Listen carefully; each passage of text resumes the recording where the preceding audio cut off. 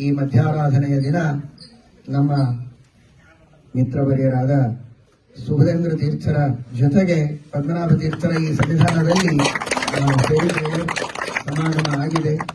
ನಾವೆಲ್ಲ ಒಗ್ಗಟ್ಟಿನಿಂದ ಇದ್ದು ಎಲ್ಲರೂ ಒಂದಾಗಿ ವಿಶೇಷವಾಗಿ ಶ್ರೀಮದ್ ಆಚಾರ್ಯರ ಸಿದ್ಧಾಂತದ ಪ್ರಸಾರದ ಕಾರ್ಯವನ್ನು ಮಾಡಬೇಕು.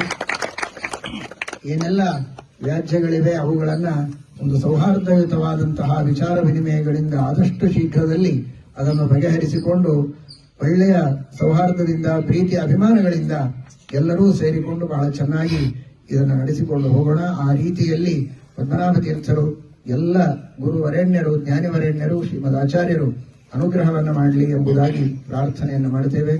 ಈ ಸಂದರ್ಭದಲ್ಲಿ ಅವರಿಗೆ ನಮ್ಮ ಅತ್ಯಂತ ಆತ್ಮೀಯರಾದ ಮಿತ್ರವರೆಣ್ಯರಾದ ರಾಘವೇಂದ್ರ ಮಠಾಧೀಶರಾದ ಸುಭದೇಂದ್ರ ತೀರ್ಥರಿಗೆ ಹೃತ್ಪೂರ್ವಕವಾದ ಅಭಿನಂದನೆಗಳನ್ನು ಈ ಸಂದರ್ಭದಲ್ಲಿ ತಿಳಿಸುತ್ತೇವೆ. ಇದೇ ರೀತಿ ಸ್ನೇಹಯುತವಾದ ಸೌಹಾರ್ದ ನಿರಂತರವಾಗಿ ನಡೆಯಲಿ, ಮುಂದುವರೆಯಲಿ.